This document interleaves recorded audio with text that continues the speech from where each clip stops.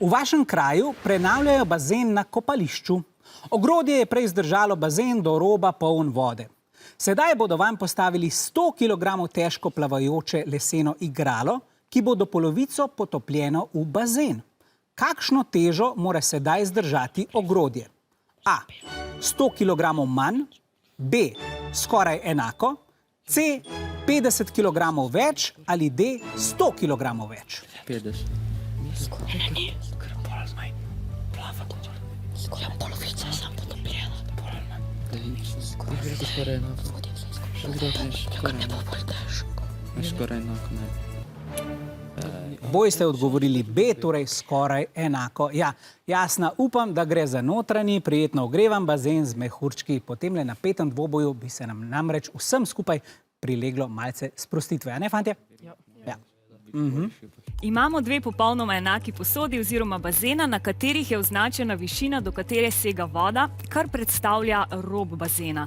Na to višino bi se voda razlila. V enem bazenu je lesen predmet, ki predstavlja 100 kg težko igralo, in če pozorno opazujete, vidite, da je v oba bazena voda nalita točno do oznake.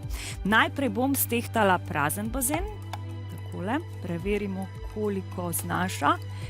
1968 gramov. Pri tem eksperimentu raziskujemo Arhimedov zakon, ki pravi, da je teža vode, ki jo izpodrine plavajoči predmet, enaka teži tega predmeta. Sedaj bomo videli, če je to res. Tukaj imam namreč še bazen, kjer so notri lesena igrala. In ko stehtam tega, tehnica kaže 1969 gramov, torej skoraj enako. S tem smo dokazali, da iz posode uide točno toliko vode, kolikor je težek leseni košček.